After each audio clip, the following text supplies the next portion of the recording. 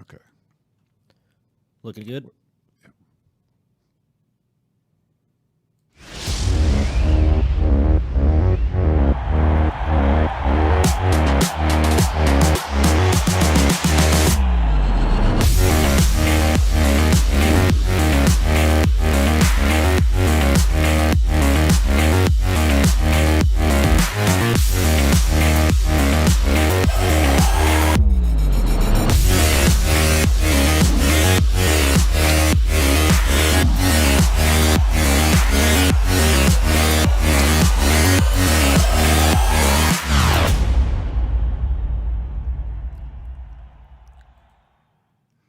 Hello,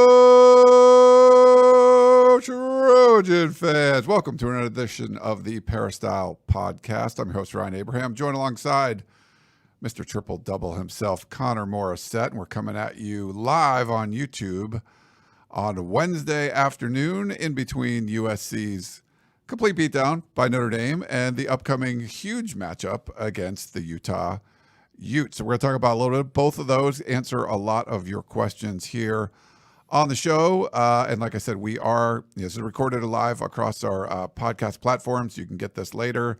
The recording goes up, but we are live on YouTube, on our YouTube channel at Inside Troy, where you can jump in there in the comments and leave questions or tell us what you think about the team and all that kind of fun stuff. So should be a lot of fun today. If you have a question, you want to email us for a future show, podcast@uscfootball.com is the email address, or you can call or text us at 424-254-9141. You can also use the Apple Podcasting app to leave us a 5-star review. We appreciate those very, very much. So thanks whenever you do those. So leave us a review. It helps to grow the show and all that fun stuff. All right. And if you're watching it live on YouTube, please hit that little like button there. It's like a thumbs up. There's a little bell if you want to be notified whenever we go live, because we go live a lot of different times every week. And, of course, subscribe to the channel, which is awesome. You know what's also awesome? We got Connor Morrissette right here. His cousin was the first guy in the chat, or brother or something. It's rare to see the last name spelled exactly the same way. So, hey, Ryan Morrissette, good to hear from you. Not my cousin, but I appreciate someone who spells it the same way. Always cool to see. I'm wondering if that's just like they just made, an amalgamation of our names or something, and just like maybe they just created a YouTube account for that. I don't know, but yeah. So if you're watching on YouTube, thank you. I will try to monitor the comments and stuff as we go. Here's his name. I'm going to put it up on the screen. The comments as we go. If I can, when I'm not talking, I can look at the comments and kind of check out what's going on, and then put them up on the screen. If you have questions and stuff, we can do that as well. And before we jump into everything, I do want to thank our sponsor, Trader Joe's, because they've been awesome to us over the last several years, and being a great partner. One of the cool things I like about Trader Joe's is it is a lot of millennials out there. Are you a millennial, Connor, or are you like after millennial? You're like, I think I'm right on the line. Okay. A lot like younger folks like yourself, big into the Trader Joe's stuff, and they come up with like, different hacks that you could like, here's some stuff that's cool.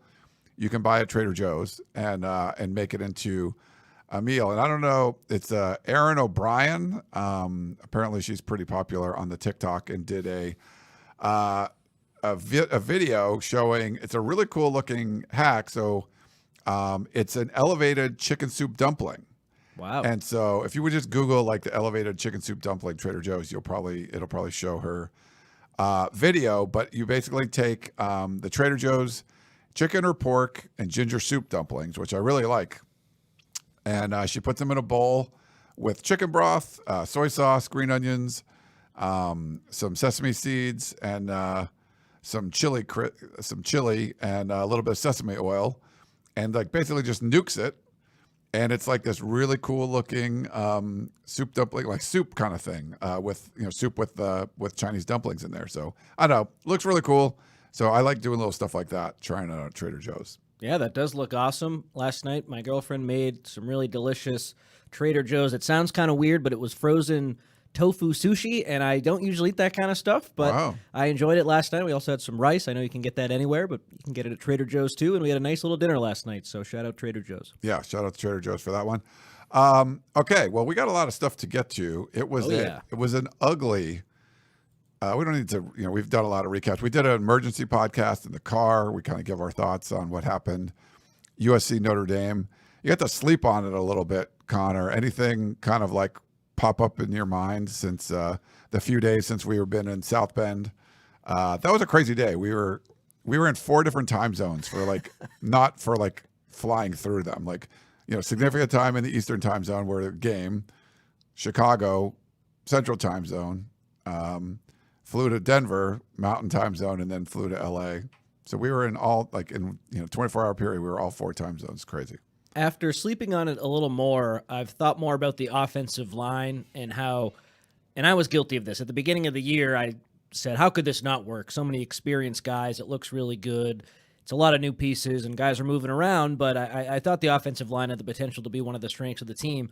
And it just goes to show how building through the transfer portal, I thought USC would have a lot of success, and they have had some success, but Michael Tarquin was brought in to play left tackle. He repped there all spring, and then for whatever reason, they switched him, moved him to right tackle, and now he's really struggling at right tackle. So that was a guy you targeted, you brought in to do a specific job, and he hasn't been able to do it, and now the offensive line, he's not the only reason it's in trouble, but hasn't been very good, and he was brought in to do a specific job. It hasn't worked. And now the offense is kind of reeling a little bit, all because the offensive line isn't able to do what we were expecting it to do. So I think when Lincoln Riley this week talks about how when he came to USC and he really had to rebuild the program because they didn't have a lot of options at some spots, I think of the offensive line and how one mistake or a misevaluation in the transfer portal has really set the team back. And that makes sense to me. And I don't think that's a huge issue with the staff. I think building an offensive line through the portal is a challenge. They try to do it with 3 transfers. It's been hit or miss so far. It could definitely get better. I just look at the whole offensive line, and I think, yeah, it's struggling, but this just goes to show if you miss on one guy and you're trying to build something really quickly, you can struggle. And I don't think the coaching staff deserves to get hammered for that. No, and I'm blanking on the other guy from Florida that didn't. Ethan White. Ethan White also wasn't. He thought they'd be a contributor there. They bring in Cooper Lovelace the year before. We love him. We haven't seen him out there really at all. They've struggled. And maybe it's a red flag. And maybe we talked about this on the CarCast, the emergency podcast we did. But what was Alani Noah doing out there early, on in the season? And if you feel like you got these veterans here that they're just going to be the ones that are starting, but maybe they didn't feel as good about this starting group as maybe we anticipated they would be. Yeah, and Jonah Monheim being moved to left tackle, I think that should have been a little bit more of a warning sign than it was, because USC really didn't have anyone else that they felt like they were comfortable throwing out there. So he gets moved from the spot he played last year, and then Justin Diedrich gets moved. So you only have 3 transfers starting, but everyone was new, at least to the position.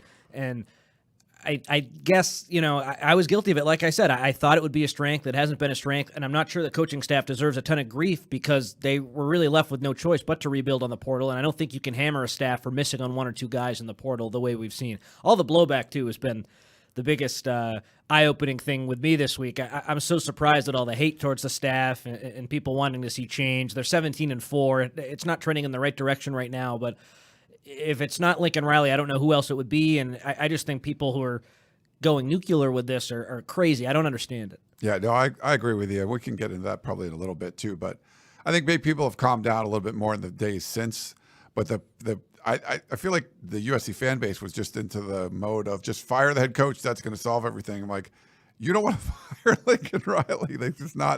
That's not the right call here. There can be problems that you don't have to fire the head coach over. And that just seems to be sort of the default, which it seems like people are sort of calming down off of that a little bit for the most part. But, everyone's entitled to their own opinion, but some of them just kind of are head scratchers for me. Lincoln Riley did talk about, the offensive line a little bit yesterday. If you want to mention that or anything else he kind of said in his media availability. I know you did a story on that. You make sure everyone goes over to uscfootball.com and checks it out. Connor's doing a lot of great analysis from the media availability that we do get. It was limited in practice yesterday as far as viewing goes. And RJ Abadi has been killing it with a lot of advanced stats and everything. So make sure you go check it out. Like just breaking it down, like different analytics of what, why, you're like, hey, the offense doesn't look as good. And like, well, they're gaining a lot, less yards per play and scoring a lot less points per drive. Makes sense, but the numbers kind of bear it out. But anything from Lincoln Riley's media availability this week that you want to mention? He said that they would consider personnel changes. So that, to me, I think Mason Murphy is going to take over at right tackle. I think Michael Tarquin will sit down for a little bit just because the last couple of weeks he's really had a tough time. And, hey, he could bounce back. He's an experienced guy, played in the SEC. I don't think his USC career is done because he's potentially losing a starting job. But when Lincoln Riley says personnel changes, I immediately think of that. And then he also talked about maybe there could be spots elsewhere where they look at a change. He said, we repped a lot of guys early in the year in case something like this happened, and we feel good about some other guys. Overall, though, he said, it's not just one mistake. It's not just one player. It's a bunch of things. So that leads me to believe I think we're going to see a lot of familiar faces, and they're just going to try to do things a little bit differently with the offense. And I think that's the right move. I don't really know how much depth outside of Mason Murphy you have that can come in and make a real impact. No, I agree with you there. We'll see what we sort of do, but this is a very similar, getting into Utah, it's a very similar looking team with aggressive defense, maybe more limited on offense. Now, Utah is more of a one-dimensional team. Even if Cam Rising could come back. He could, but I mean, you're out a long time. I don't know how effective you're going to be. Like, listening to his doctor talk, it wasn't just about returning. It was about returning with, high level of performance. And if you're going to play against USC, I think you'd like to have played, last week at home. If you're not playing at home against Cal, I don't know, 7 days later, you're going to play on the road against USC. Maybe it does. I don't know. But they've been limited as far as quarterbacks go. I mean, they're just running the ball way more. USC sort of limited defensively. Notre Dame was limited, but USC didn't give up like a career day to anybody that was out of the ordinary, which we had seen in the past. So I think that's a positive. But if Utah's going to come in running the ball, you got to be able to slow it down a little bit. So this is I guess Alex Grinch gets a little pass last week. They only ran 49 plays, 251 total yards. I think it'll be a different story this week, especially if USC doesn't turn the ball over as much. But it's very similar. I think Utah is very similar to Notre Dame, and it's probably doesn't make USC fans feel good that the USC just got hammered by this team and lost to them the last 2 years. But we'll see. They are similar, but they're worse on offense. Sam Hartman is way better than, keep forgetting this guy's name, Bryson Barnes. Yep. Pig farmer. Why do you guys call him that? Because he was a pig farmer. Oh, okay. He's from small town Utah, right? Yeah. He's been able to manage the game pretty well, but he's just not that good of a quarterback. So for me, this is a great spot for USC to bounce back. Utah, number 14 in the country, obviously talented, so well coached. Defensively, they're doing a lot of really, really good things. The most points they've given up has been 21 against Oregon State. It's going to be tough for the USC offense to move the ball, but Utah's offense is not very good. It can run really well. That's what their strength is, but the skill guys, they have a couple tight ends who are out.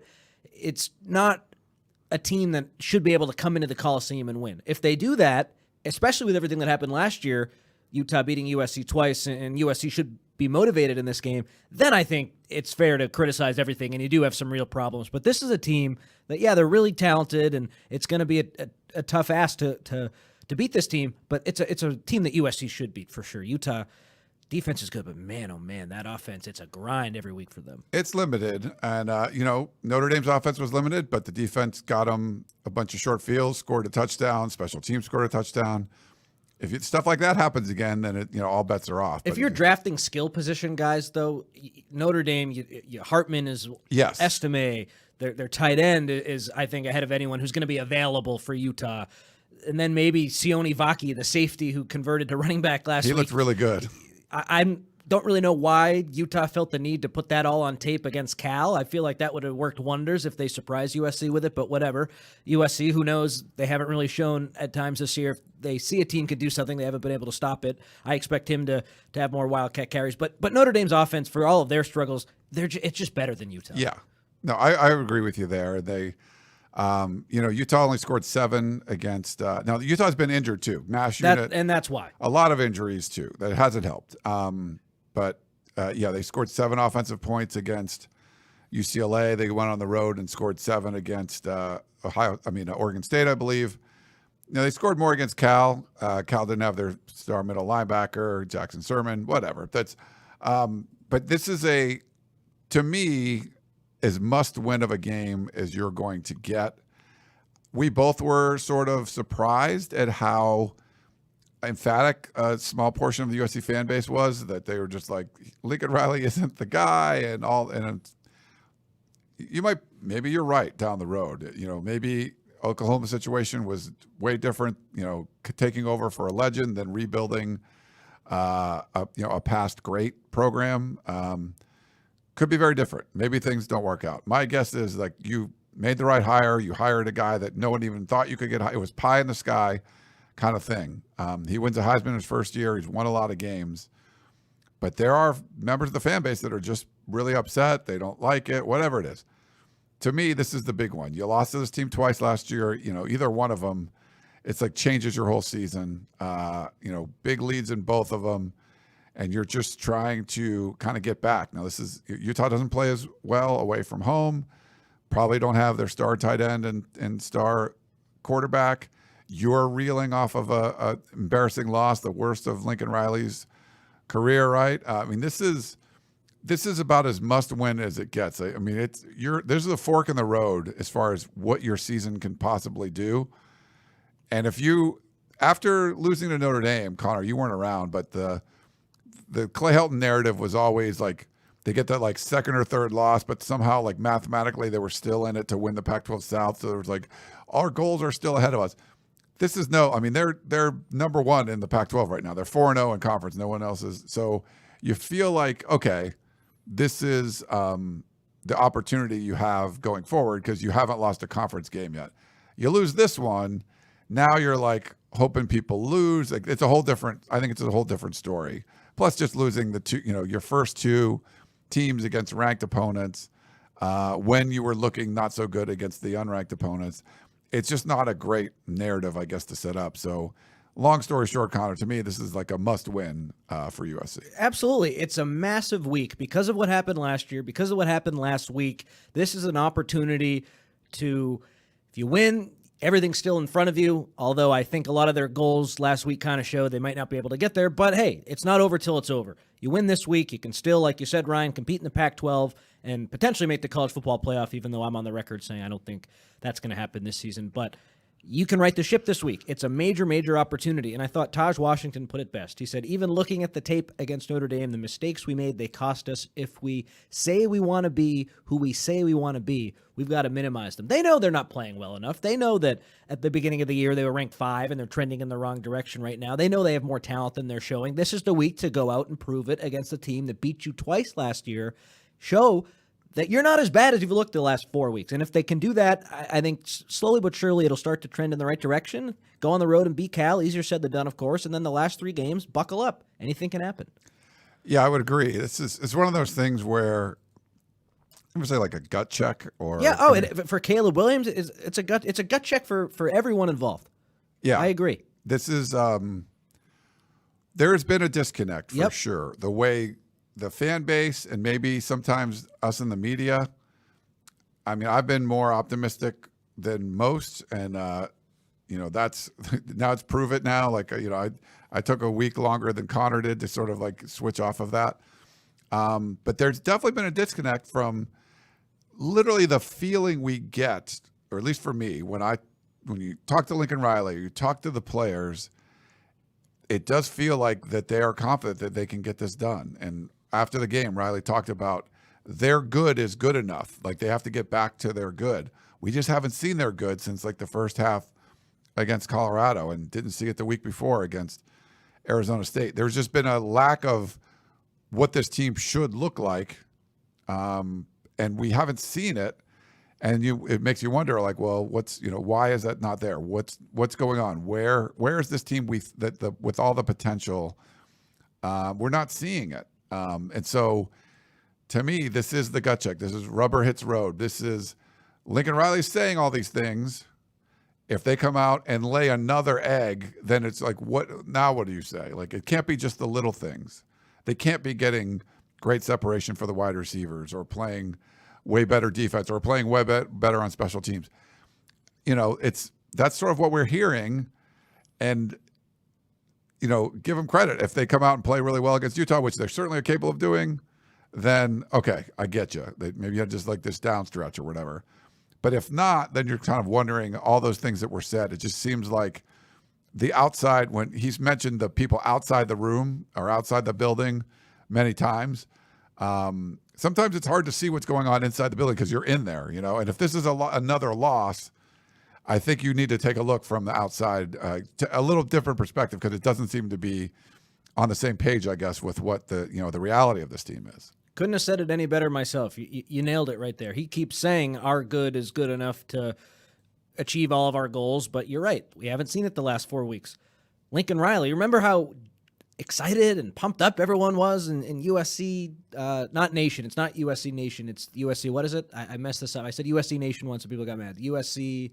I never say stuff like that. Okay. It's like the Trojan family. Yeah, family. The Trojan family. Everyone was so happy, so excited.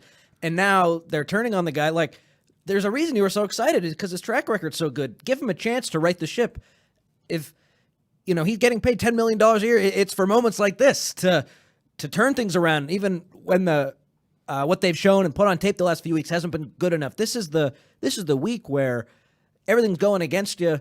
It doesn't really look that good. The talent is there. This is the week for Lincoln Riley to bounce back and show a lot of the haters that they're wrong. Because you're right, Ryan. The haters the last 4 weeks have been right, and they deserve to be right. It has not been as good as it should be. Can they flip the switch? A lot of people think they can't. There's too much talent on this team for me to say they can't. Even though I haven't seen it, I do think they bounce back. No, I do too. Yeah, unfortunately, I don't know if it's just the state of the country, but it's definitely been the state of the USC football program that there's always has to be like two sides fighting. And it was, even with Pete Carroll, but like with Lane Kiffin, if he was the right guy or not. No, they should have never hired him. To the people that are just like, you have the sunshine pumpers and the doom and gloomers. And I mean, it was going on. It's been going on forever. It's a little harder when you hire a really good head coach, but there's still those people that want to be negative about it. They're like, oh, you shouldn't have an air raid and never win a championship and all this kind of stuff. I guess I would say, I mean, it seems like people would rather just be like, hey, I told you so, than the team actually be good, which is just baffling. But I feel like with Lincoln Riley, you're going to win a lot of games every year where, like a guy like Clay Helton, you could have losing seasons, which you have to try to do that at USC. And I think he's a great head coach to take you into the Big Ten era of USC football. But it's hard to believe that he kind of needs this game to get more people on board. I think a lot of people are on board. They're smart about it. Like, hey, man, I don't know who you think is going to be the head coach at USC. This is about as good as you're ever going to get. It's beyond what your expectations were. You kind of need to make it work. And he's young. He's 40 years old. He can certainly make it work. But I think this would go a long way towards finishing the season strong, going into the Big Ten season next year. This game is just so pivotally important. If Lincoln Riley comes in and loses to Utah 3 times and doesn't win the Pac-12 on its way out, you're just like, man. If it was like Oregon or Utah, these high-flying teams that are looking really good, that's one thing. Like, this is Utah. They've been amazing the last couple of years, but like they're so banged up right now. You get them at home. I mean, there's nothing, and you're coming off a horrible loss. This would be a tough one for USC fans to swallow. I don't want to be the guy who says sometimes it's good to lose because when you're at this high level, losing is never good. But I think the Notre Dame loss kind of forced Lincoln Riley's hand a little bit. He knows they can't play like they did last week, so they're making changes. And I don't know why it took so long, and I think that's a fair criticism. But I do expect to see some offensive line stuff change, some stuff with the receivers change. Caleb Williams get the ball out of his hand more. With Riley, maybe less changing of the play at the line with Caleb Williams and just run what they're more confident in instead of trying to catch people off guard. They should just be able to out-execute if the line can hold up. It's a big if. They haven't shown that they can over the last couple of weeks, but I think they're going to simplify. I said that on Sunday night. Losing in the fashion they did is going to lead to some changes because that's how bad they were. It wasn't good enough. Lincoln Riley knows it. He's a really, really good coach. He's going to turn some things around, and that's another reason I think they have a chance to bounce back, and I think they will. Yeah, no, I agree with you too. It's you would like to see changes. One of the good things about narrow wins against lesser competition is that usually you kind of, okay, it can be a wake-up call. but it didn't seem to work. Yeah, I don't know why. You know what I mean? Like it didn't Yeah. happen. There wasn't a wake up call for those bad performances. The Arizona game was for me, and on instant analysis, I hammered the team because I thought, like, you're better than this. And I don't know why it took an extra week. And I think people are so upset because they could all see that this was coming. And, I even picked Notre Dame, and there was a reason for that. The team didn't look very good. But everyone who's saying the bottom is just falling out and it's all a race to the bottom now, I disagree with that. And I do think they can bounce back, even though we haven't really seen too many reasons to believe that. The talent is too good. The coaching staff, at least on offense, is too good. Yeah. We had a comment from Kevin. He lost some support when he kept Alex Grinch. So I feel like the defense has been better. They have been better, but people just got on the Alex Grinch is the worst thing ever. He has to be fired. They would ask us questions like, if they run for over 100 yards, you think he'll fire Alex Grinch today? I'm like, no, he's not going to fire Alex Grinch for that. But people just wanted that. So once Lincoln Riley didn't fire Alex Grinch, then he became like, somehow that trumped all the other good stuff that he's done. So people really just wanted Alex Grinch fired. What's crazy is they're 7-1, and it has not been pretty, or 6-1, excuse me. They've played 7 games, and it has not been pretty. But the defense isn't the reason you lost the one game you lost. You know what I mean? Like that, it's okay to say an Alex Grinch critique if it was like 51-50 and USC lost on the road and the defense was terrible. I don't understand all the Grinch hate, especially when USC hasn't gotten into the tough part of their schedule. Like, let's just see what happens. And if it is really bad, then I think he probably will be gone after the season. But so far, there's nothing that I can point to and say, okay, he needs to be fired. Donnie Riley made a major mistake. They're 6-1, and the one game they lost was on offense. It had nothing to do with Alex Grinch, in my opinion. Yeah.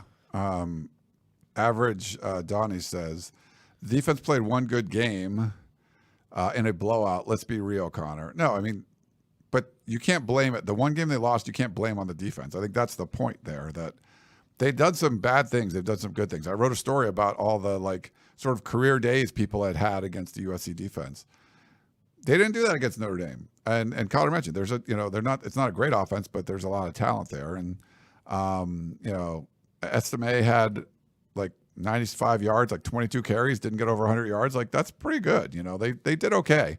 So don't just knock them because you want to knock them. Just say, okay, well, if you could say you want to say they have 6 bad games, I wouldn't agree with that.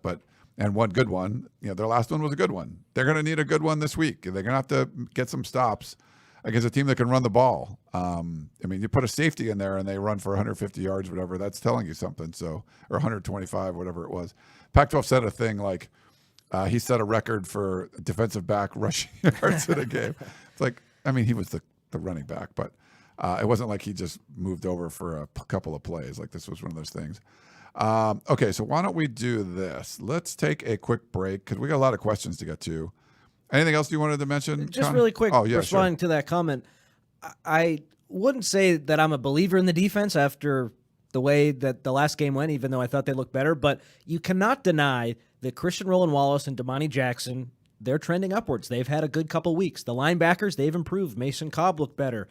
The last 3 games he's been back, 2 of them have been pretty good. One of them wasn't so good against Arizona, even though he made that game-winning play. Tackett Curtis, there is no denying that he has improved. I thought he had his best game against Notre Dame. Kalen Bullock is still Kalen Bullock. Jalen Smith made a mistake in coverage. I didn't love that play call from Alex Grinch, but it's not like it's trending in the wrong direction with the defense right now. And you got a Utah team that is not very good on offense, so I would be shocked. For as much as I've hammered the USC defense in the past, I would be shocked if they laid an egg against a Utah team that has struggled to move the ball all year. I think kind of slowly but surely, it might not be good enough for some fans, but the defense is trending in the right direction, and no one seems to acknowledge that. Yeah, and unfortunately for USC fans, the offense is not trending in the exactly, right but who's the guy who can get that fixed? You got Lincoln Riley, and my voice gets high when I get defensive. I just do not understand why everyone is so out all of a sudden when you have 2 winnable games coming up, and then the 3 games at the end, those are really tough. Hopefully these 2 weeks you figure something out. I don't know if there's a better coach USC could have to guide them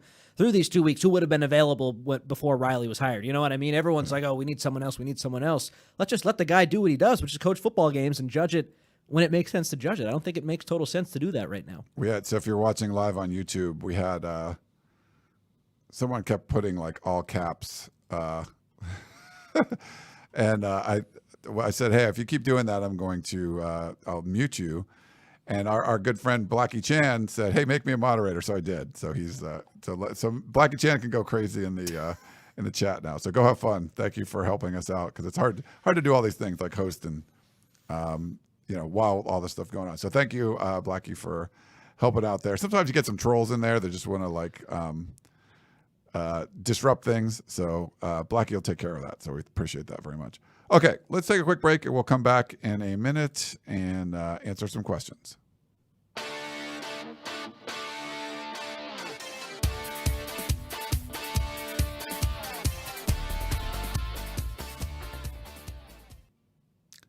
All righty, we're back here on the podcast of champions. No, we're not. We're the Peristyle Podcast. Can I tell you how many shows I've done? It's been way too much. Like we drove back from another people. It's been a lot. It's been like we drove back from Chicago, did a show in the car, flew back to LA. Tunnel vision. And we did 2 tunnel visions. We did a tunnel vision with Taka Curtis and then our regular tunnel vision. Then I did the podcast of champions, did Harvey Hyde. Oh, I forgot. And now do this one. Hyde. Yeah. This is like my 6th show in the last like 48 hours or whatever. I guess maybe 3 days. So yeah, my apologies. But yeah, sometimes you just say that. The numbers too, like the voicemail numbers, I kind of get in like just mode and I'm like, oh, make sure I say the right one. I have in the past like accidentally put the intro for the Peristyle Podcast on the podcast of champions. So like some Washington fan starts listening and they hear like USC music, they probably wouldn't like that. But that's happened a couple times. Not the other way around though. So that's good. We got we got a lot of voicemails on the Harvey Hyde show that we did on Monday. We have at least one more. We got and they didn't leave their name. There was a long one. Can't play 2-minute voicemails. Just let everyone know. I'm sorry, but like we can't have voicemails go that long. So try to, if you call in, and if you don't like it, you can just call in again. That's fine. You don't have to say, hey, I'm calling it again, because that's all we're going to hear. I don't edit the voicemail. So just call it again, re-record what you want. Keep it concise, 45 seconds, a minute, something like that. Don't let it go longer than that, just so you know. But the caller said they really liked the car cast that we did. He talked about being very embarrassed. Something like this should never happen to USC. He said, and he mentioned like former USC players rolling over in their graves. And then he read something, I don't know if you saw this, something in the New York Post. I don't know if you want to read your college football news in the New York Post, about Caleb Williams putting like an FU to Notre Dame on his fingernails. He didn't really like that. He wants the team to play with class. I don't remember that happening last year. It was the Utah game that he did that, right? Do you remember anything like that? He definitely did it against Utah. And yeah. That was the first game I covered of USC football. I wasn't with you yet, Ryan, and I asked Cam Rising and some of the players what they thought about that after the win, and they just kind of laughed and said he can do whatever he wants. We're just happy we won. They took the high road on it. But, if you want to get my opinion on it, I don't know. Painting your nails, I don't care about that, but I don't know why you have to put down the other team when you do it. And did he do it against Notre Dame this week? I'm not sure, but I don't know. No, I don't think it happened this week. We saw I think there was some pink for like breast cancer awareness or something. Great. I think it was something along those lines. So yeah, but just if you're going to leave, the point is if you're going to leave a voicemail, just you have to keep it a little tighter than that. Okay, here we go. Is a voicemail for you. Hey Ryan, it's Alan in St. Louis. Please don't take this wrong, but and it's not criticism, but I've noticed that over the years you've been kind of a resident optimist when it comes to the state of the program, and you've played the role of therapist for sure on the Peristyle and on tunnel vision, easy for me to say. And my question is for you is, I know this is going to sound crazy, but isn't it reasonable for fans and alumni of this program to be unreasonable? Let me explain for a second. In the business world, there's this concept called, or the expression goes, only the paranoid survive. And I think that what got us to rock bottom in this program with the Hilton years was this, happiness or contentness with just getting to the Rose Bowl or getting to the Cotton Bowl and getting blown out by Ohio State. This is USC football that we're talking about here. Like, there aren't many programs in the country that have a legitimate chance of having a Heisman or winning a national championship every year. So I get where you're coming from. We love your optimism. Please never change.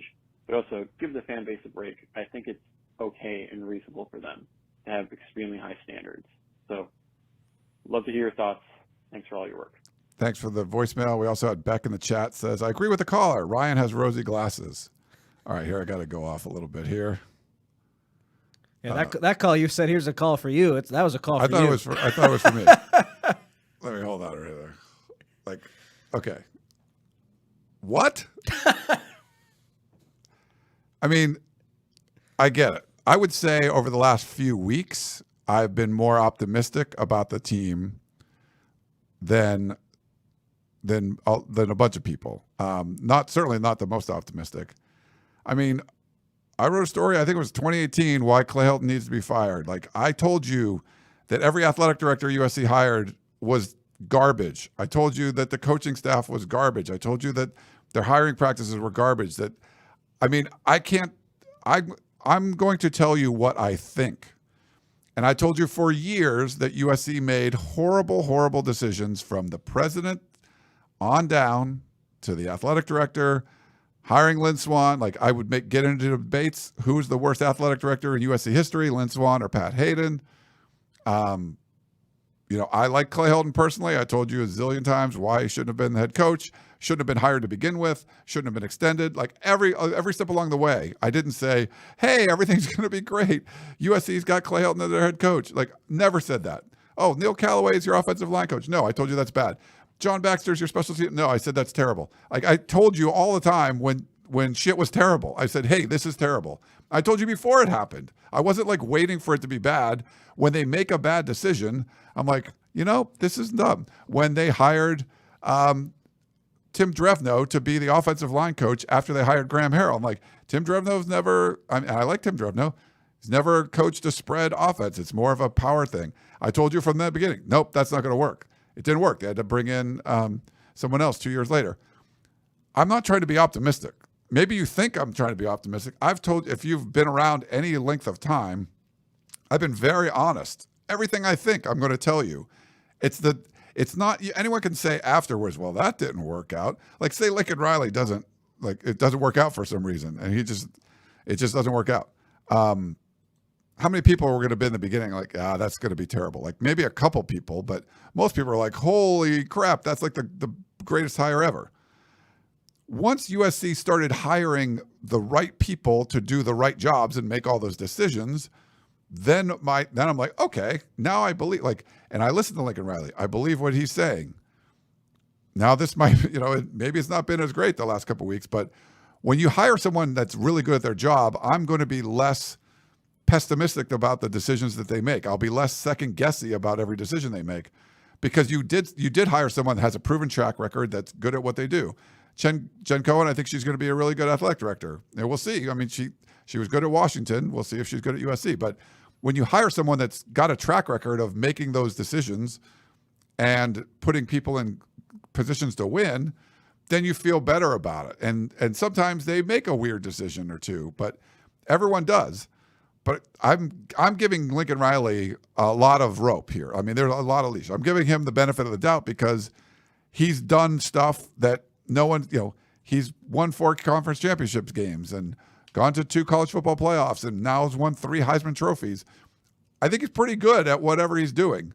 Is he perfect or the best? I don't know, but I think he's pretty darn good. So I'm willing to give him the benefit of the doubt. If that's considered optimism, because I'm going to trust people that are, just because you're hired to be to do a job doesn't mean, okay, like if you have a doctor, like, oh, he's my doctor, you should want to trust him. But if you go to his Yelp reviews and it's like, hey man, all these people died under his watch, you're like, oh, just because he's a doctor, I'm not going to trust him.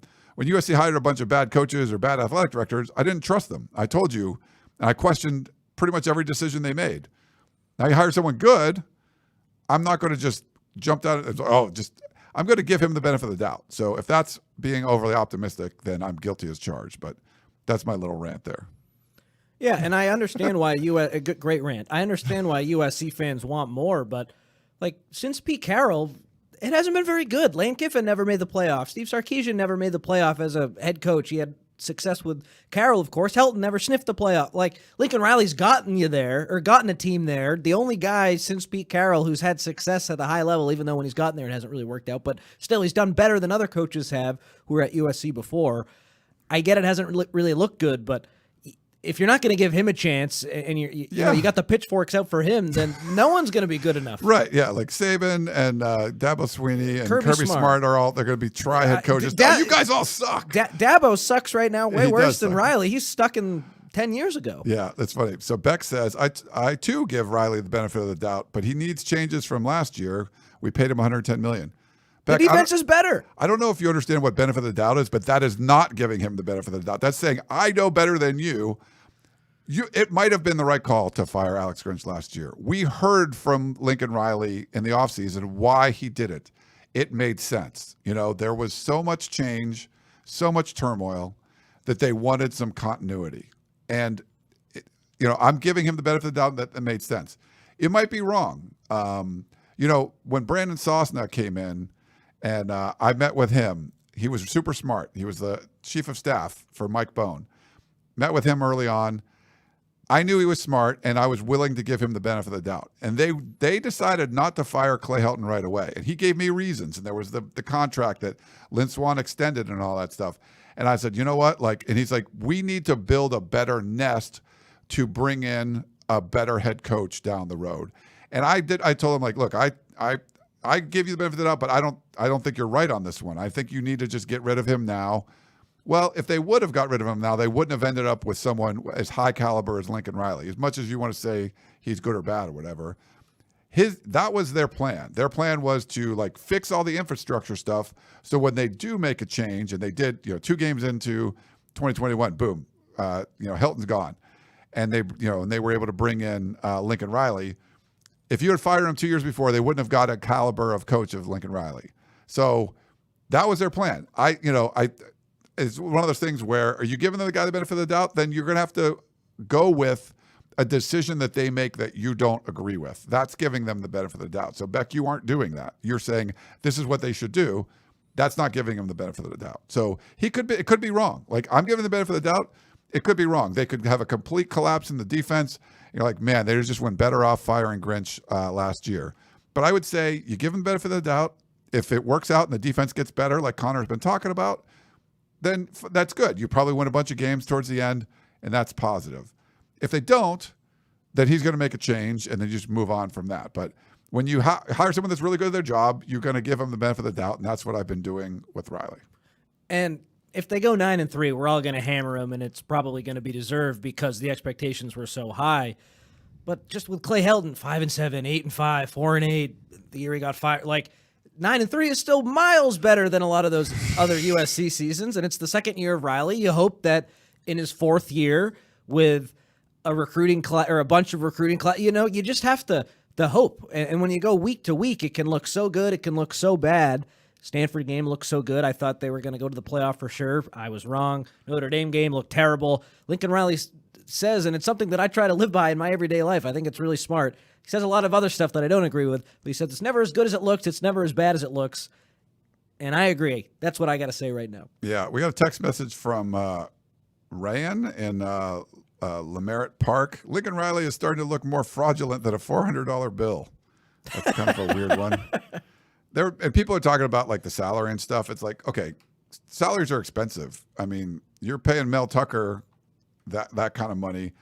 Lincoln Riley made USC relevant again. Yep. Literally, it's worth the money. Whatever they're paying Nick Saban, you could double it, and he's not getting paid enough because what he brings to the University of Alabama or what Kirby, you're getting so much more out of these coaches than what they're being paid. Just the millions and millions of dollars that you're bringing into the school when you're good. The Heisman Trophy, all that kind of stuff, all that stuff matters. So I don't know why people kind of get worried. I don't think Lincoln Riley is overpaid. That's the going rate for really good head coaches, even if they don't produce the results that Lincoln Riley did last year. And people don't want to hear it, but the window to really succeed and really do well is with Julian Lewis. Oh, he's only a sophomore in high school. What are you talking about? Number 1 recruit in the country. You hope that with him and maybe USC fixing some of its recruiting tactics, maybe they opt to be more like Oregon in the future. this year was always going to be a quick fix, and I thought it was going to look a little bit better.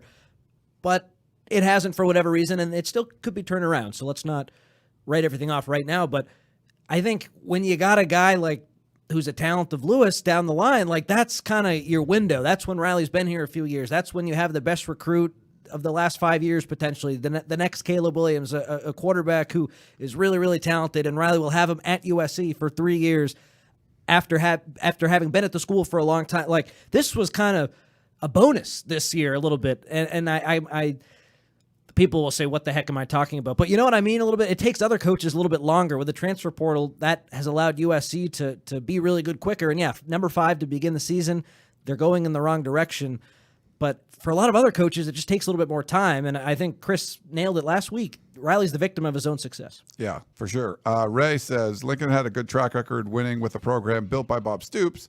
We'll see if he could build a program. That's hope. And I think that's a fair. Yep, we'll see. Completely fair. It's like one of those things. He did. It's not easy to take over for a legend. He did and elevated the program. So, and he also says like Bill O'Brien. He mentions like Bill O'Brien. Like, I mean, I don't even. That's like not even like worth talking about. Like as a coach? Yeah, like that. How do the Patriots look right now? They suck. Yeah, I thought you would get a kick out of that one. So, yeah, that's everyone in Alabama wanted him out of town. They were happy when he went to the Patriots, and the Patriots, who had a defensive coordinator as their offensive coordinator last year, are worse on offense this year with Bill O'Brien. Yeah. That is not a good suggestion. Guy can't recruit. Guy is not a college coach. You are really scratching. It's personal with me with Bill O'Brien. You're trying for something if you think he'd be better than Lincoln Riley. Rick from Lakewood is a USC band alum, and he says it's one thing to have USC defense play like a mess, but the offense playing like this, I just can't. I was okay with the defense being bad because that's the Lincoln Riley philosophy ever since. I don't think that's true. Ever since he was at Oklahoma, he's an offensive coach and a damn good one. But they have to outscore every team because the defense can't stop a nosebleed. The sad part is Coach Riley will win a lot of games, just not the ones that count. Read my messages on air. It's not that good. I just hope they don't play like crap next week when I'm in the Coliseum to see them play against Utah. Anyway, have a good night. Thanks for letting me blow off some steam, Rick. He's lost some big games in the past. There's no denying it.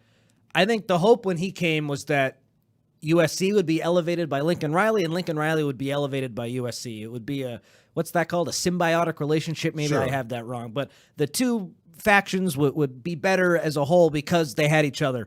And I think that's what you have to hope for. Maybe USC, like I said, changes some of their recruiting tactics and allows the coaching staff, and I don't know whose decision it is, so maybe it's Riley's, maybe it's a higher up, but I think they're going to change some recruiting stuff because they can't keep getting beat the way they're getting beat if they want to compete at the level they want to compete at.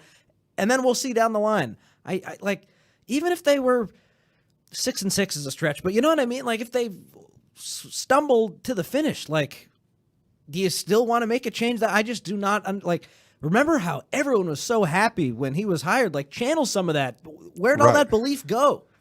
I mean, like, they literally just won a like every loss they've had has been to a ranked team. The Tulane loss was terrible. Yeah, but it's not like they're losing to the teams they shouldn't be losing to, which how often did that happen with Clay Helton? They lost to freaking BYU that like it's better than it's been, and give the guy some time. Another text question. This is from Jordan, Costa Mesa.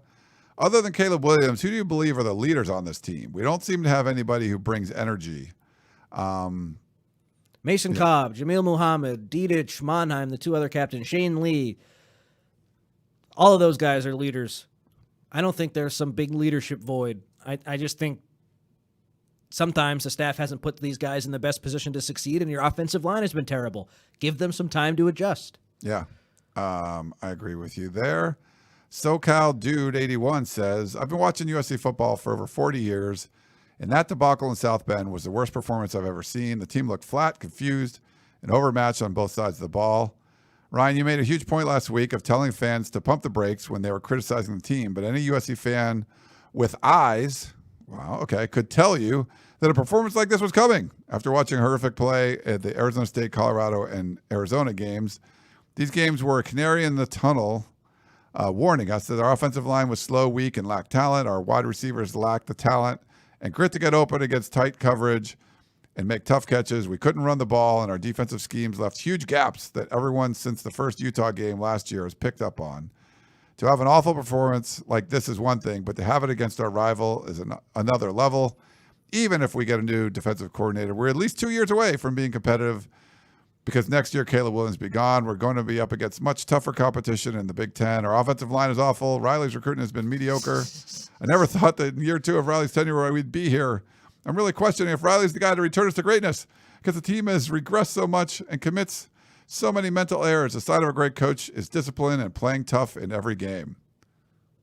Okay, so 60 minutes of football. This just everything's a bad. What the heck did these people say when Clay Helton was the goddamn coach?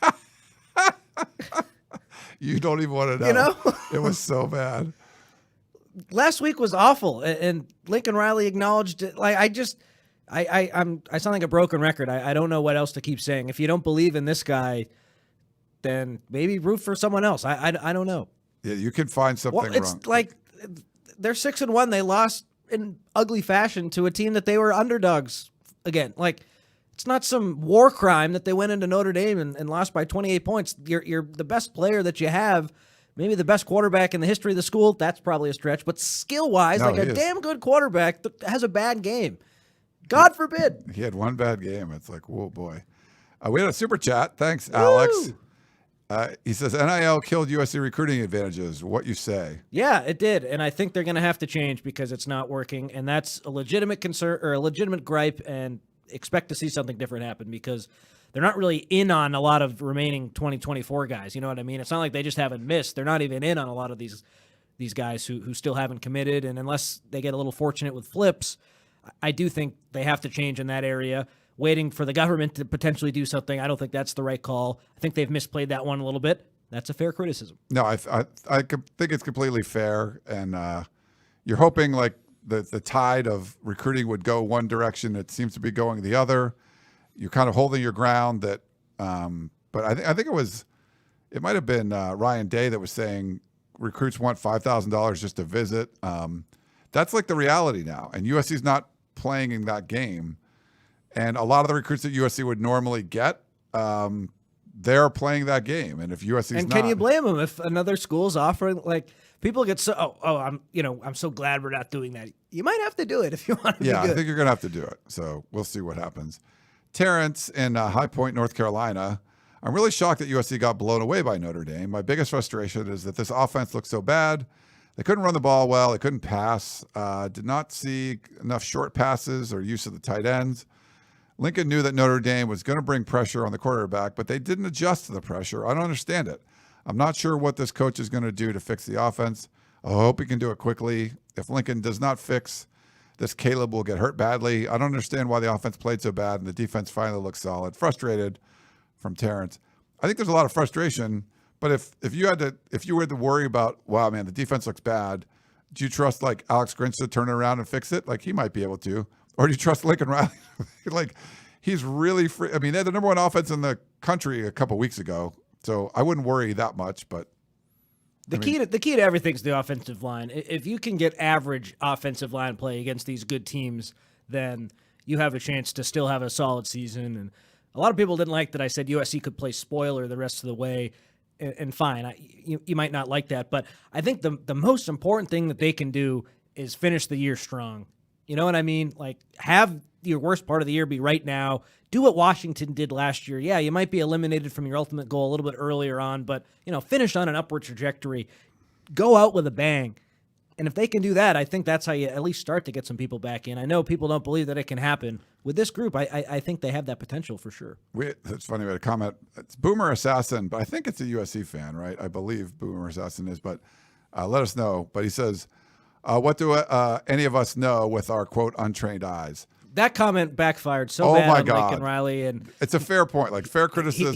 He had that coming. I bet he regrets saying that. That was a big mistake. I'm sure he regrets it. That was a big mistake. I remember having Dan Weber ask Larry Scott about, it was like Pac-12 championship game, I think it's 2017 or something, and I couldn't get down to the whenever his media availability was, I was doing something in the press box. So I told Dan, hey, can you ask him what's more important, parity or making the college football playoff? And he said parity. And then instantly regret it. Became like a big deal. sometimes you say something dumb and you just don't, you talk a lot. We say many words. I tell you how many shows I've been on. I'm sure I said many dumb words over the last, 8 hours or whatever I've been on recording or on the air. That's one I think he would want back because it's just like that didn't go over well at all. He was just pissed off and he misspoke. Yeah, that's a tough look because the defense in the second half against Colorado, that was the pits, man. That was bad. And so for him to after say, to the untrained eye, it may look that way. Everyone watches football. We might not be as smart as you, but when you suck, you suck. And we, everyone can see that. Yeah. Paul says the untrained eye made me turn on Riley. That's where I would okay, you're going to give him, give him a mistake, like give him a strike here. Like you're strike one. All right. He's done a lot of positive things, but that was a bad one. I think he would probably admit that too. Chase from Arizona says, is it me or does Coach Riley not want to be at USC long term? He doesn't seem to be passionate in any of the post-game interviews. His players have low energy going into games. He gives minimal effort in recruiting as USC is ranked 29th in the 2024 class behind Purdue, for God's sake.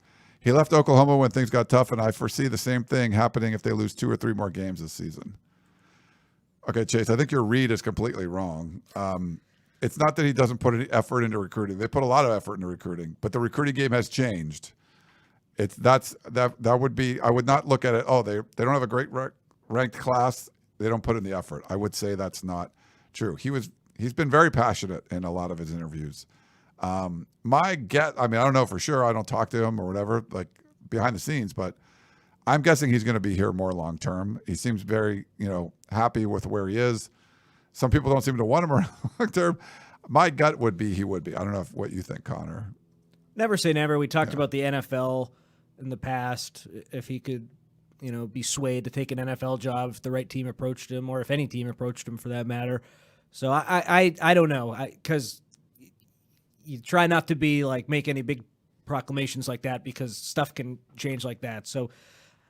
He's got a beautiful house. He makes a lot of money. It's a great place to live, in my opinion. Maybe some people don't feel that way.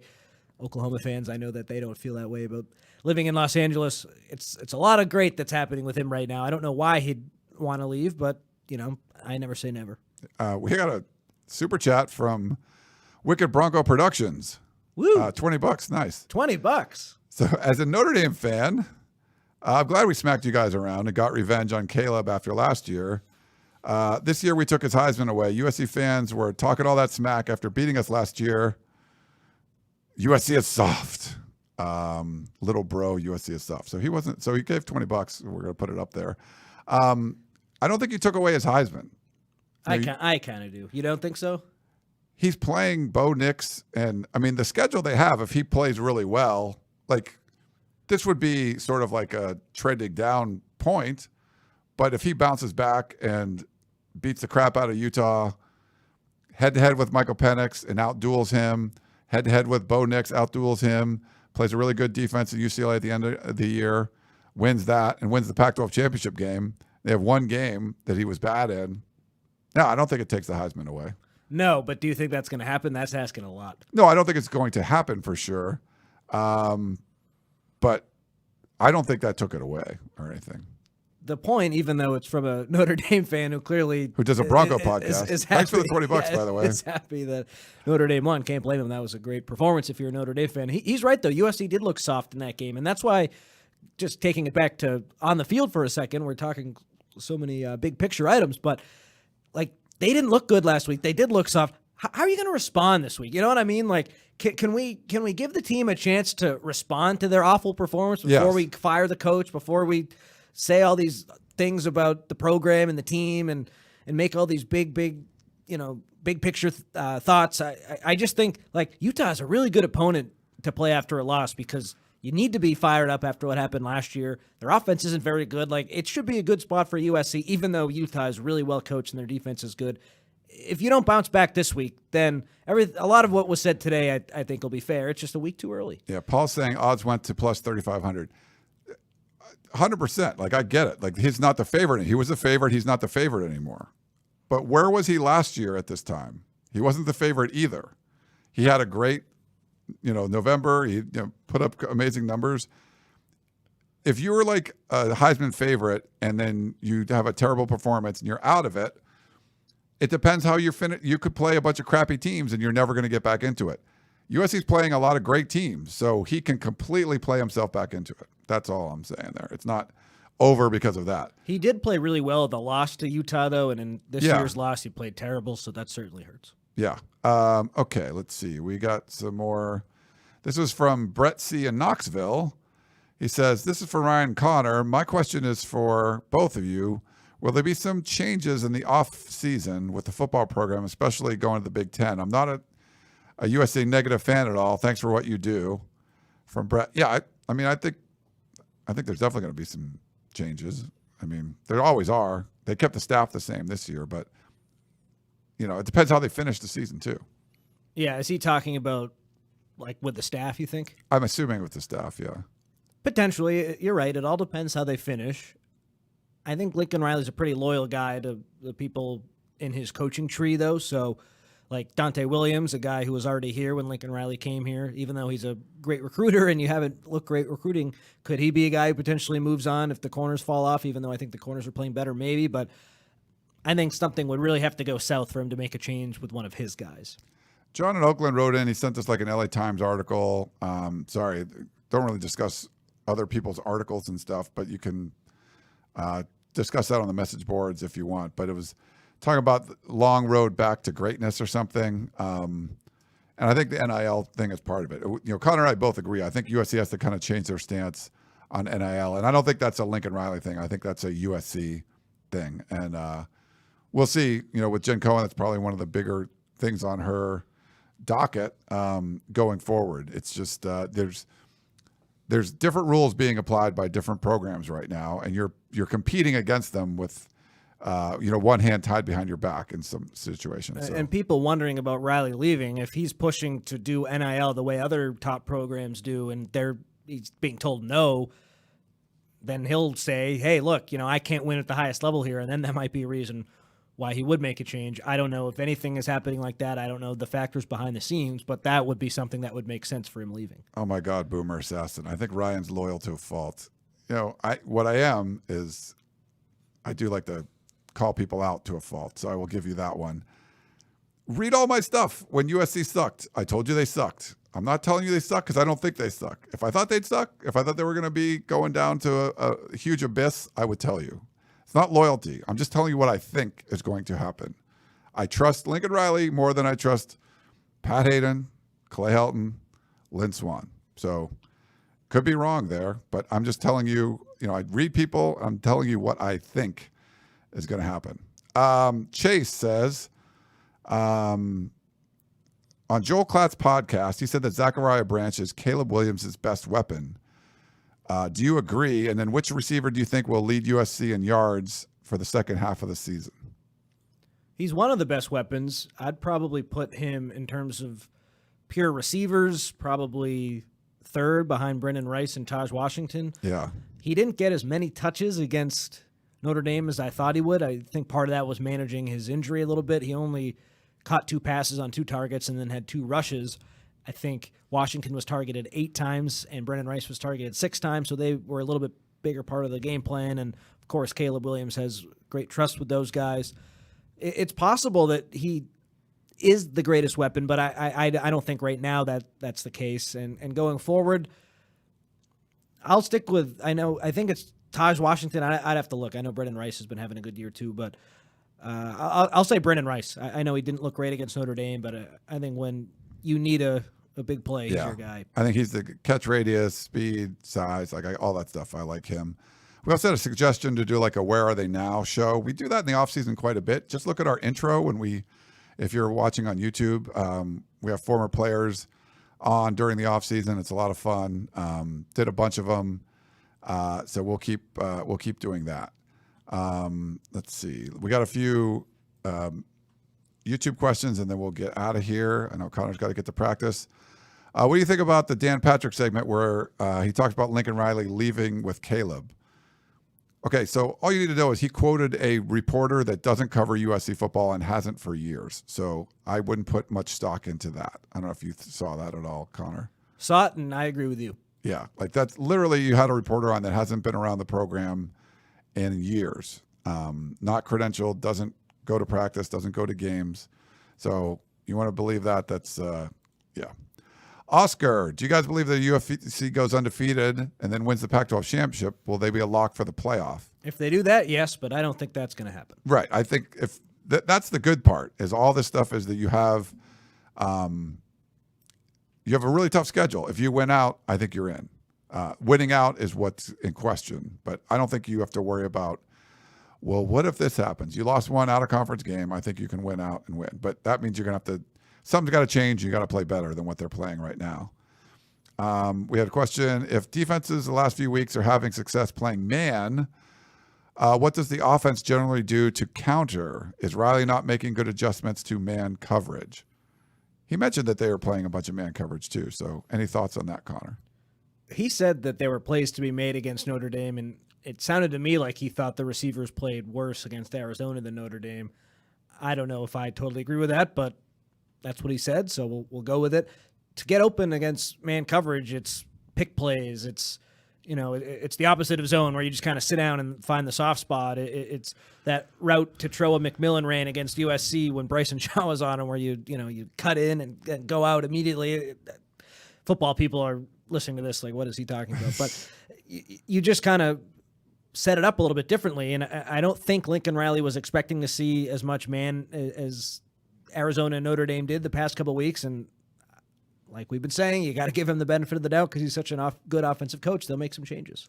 Blackie Chan, who just gives somebody a timeout in the chat, so thank you for that. He had a couple questions. First one: do you think we'll see a different offensive play style than we did in the first half of the season? Do you think that the play calling is going to be different? Yeah, a little bit, because I don't think the offensive line has done a particularly good job with all the changes at the line. I wonder if after a big play, USC will still try to go really fast. It looks like that's kind of hurt them a little bit. Jude Wolfe had a false start against Arizona. Remember, it was like 1st and goal from the 1 foot line, and Caleb Williams, for whatever reason, took forever to snap the ball. I just think it's going to be simplified and be cleaner. Oh man, Wicked Bronco gave like $50. I don't think I'm going to put this one up though, but it's it was got deleted. But thanks for giving 50. This is amazing. Like someone's like donating and talking trash. Like to here's money as I talk trash to you. That's the ultimate trash talk. I don't even need this money, and you suck. Yeah, I guess that is. Thank you for that one. Thanks for the money. Do you guys think Alex Grinch losing the defensive locker room with not much rotation at linebacker? I honestly think that Tackett is still making a lot of mistakes, especially in coverage. This was his best game. I thought Tackett Curtis's best game. Losing the locker room, I don't think so. Felt that or anything. The defensive line has regressed a little bit. All those tackles for loss and sacks, when you play better teams, that just wasn't going to happen. So I don't think that's a huge problem. But the linebackers in the secondary have definitely gotten better the last couple of weeks. So I think Zion Branch is going to play a lot too. If Max Williams is injured and can't play this week, which is looking likely, Bryson Shaw will probably start if he's available, and then Zion Branch will be behind him. If Zion Branch keeps playing the way he's been playing, I think he could take over a starting role, and then everyone who wanted Kalen Bullock and Zion Branch from the beginning of the season could be getting their wish. Like, I do think the defense right now is in a good position, especially coming up against two offenses that aren't that talented. Yeah. Big Danson says you need to beat man defense downfield. Play calls need to change to quick slants, screens, etc. And I think you can have Caleb run a little bit more too when defensive backs aren't looking at Caleb. They're looking at their wide receiver or whoever they're covering. You can get a little bit of that too. So, all right. Well, good stuff. Yeah. Sorry, I had a bunch of rants. People are like, you're getting emotional. That happens a lot. I feel like, so I've been doing this a long time. And when people say things that are just simply aren't true, and then other people read them, I just want to, I'll tell you, hey man, when people are like, oh, you're not going to ask a tough question because you're worried about your credential getting revoked. It's like, I've heard that maybe 1 million times, and it's like the furthest from the truth. I've had people at USC call me into their office and, use F-bombs all up and down telling me about stuff that I wrote, but I didn't change what I wrote. They don't take my credential away for something like that. I mean, I told you, I wrote Clay Helton should be fired. Like I wrote this story, put it on the front page of USCfootball.com, and went to practice next day and asked Clay Helton questions. Like that's just kind of what you have to do. So we're not like trying to dumb things down for people or do things to not get in trouble. We want to break rules. We don't want to like report on something you're not supposed to report on, but it doesn't limit like what we can ask or what we can write, how critical we can be. We're not holding back on being critical because we're worried about access. Like that's just the furthest from the truth. I was a lot more critical when they were bad, and I'm less critical when they're good. So I just try to tell you what I think about the team. Don't always agree. Don't agree with the people that read our stuff or people on the staff, sometimes more, critical, less critical, whatever it is. I just always want to give you an objective opinion and tell you what's going on. I'm not trying to blow smoke up your ass or try to like put rose-colored glasses on. That's just me. And I get passionate about it because I take it seriously. I mean, this wasn't what I trained to do. I'm an electrical engineer. And I feel like I've learned a lot in the world of journalism, and I'm trying to give you the best product possible. So that's sort of why I'm here doing this. And if someone said something that's like completely not true, I will tell you that, which I did many times today. Yeah, I agree with all that. I just don't get, even if this season is disappointing for some fans, I still feel like you're in such a better spot than you were when Clay Helton was here, that, yeah, you can critique and be upset, but the doomsdayers, it makes no sense. Like, if this staff can't get it right, fine, but it's worth a try. You know what I mean? Like, let's give them some time, and if they fail, they fail, but they've proven in the past that they deserve a chance at USC, and I don't know why so many fans are not giving them that chance when they've gone 17-4 in the last year and a half. It's not like it's 4-17. You know what I mean? All the comments we're getting, like I've been accused of being negative on this show, and I feel like I've had to do a complete 180 because people have taken it way too far. Yeah. No, and we get the same thing too. And I think that's probably a good sign that you're doing a good job. If I get an email that's like, I can't believe how negative you're being, like you're just not, and then I get another one that's like, you're just not telling the truth. You're just being overly positive. It's whatever perspective someone's coming at. Sometimes there are definitely people that come like, hey, I'm coming to USCfootball.com. I don't want to read bad news. And I'm like, well, I mean, we're not trying to bring you bad news, but we're going to tell you what the news is. And sometimes it's good, sometimes it's bad. People get mad at the war room. Like, that wasn't a positive war room. Like, well, it's more about inside information than if it's positive or negative. We don't create the information. We're just trying to bring it to you. And, it just goes ups and downs. So, but we appreciate, I think our sweet spot is trying to be, as a site and as all the shows we do, is trying to be objective and tell you really what we think, not to be everything's positive for USC, just, yeah, USC, they're going to get every recruit. No, we don't tell you that stuff. We're going to tell you what we think. If they're not going to get anybody, we're going to tell you it doesn't look like they're going to get anybody. Yeah, which right now doesn't look it's like kind of, it's a lot closer to that right now. And like, listen to the 2-Star Recruits podcast or it's not a lot of positive stuff. Sometimes it is. We'll just tell when it is. We're not going to make it up if it's not. So we're just trying to give it to you the straight scoop. And that's really our goal. I'm sure we miss a lot of times.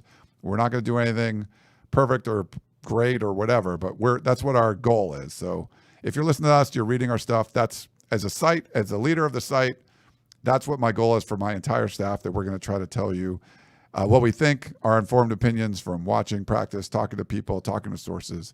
That's just been our philosophy. I think other people have different philosophies, but that's been ours. I think it's a good philosophy, and that's why I'm happy to be on the team, Ryan. We're happy to have you too, Thank Connor. you. All right. You're fired. Enough grab ass. You're Let's fired. wrap this up. Okay. We are out of here. Thanks so much, everyone, for tuning in. Hope you guys enjoyed the show, all of my rants. And if you're watching on YouTube, you can see it in my eyes as we go in there. But yeah, USC got a big game this weekend. The Utah Utes, number 14 Utah coming to town, and the Trojans still like a 7-point favorite, I believe. For Connor Morrissette, I am Ryan Abraham. Hope you guys enjoyed the show, and we will talk to you next time.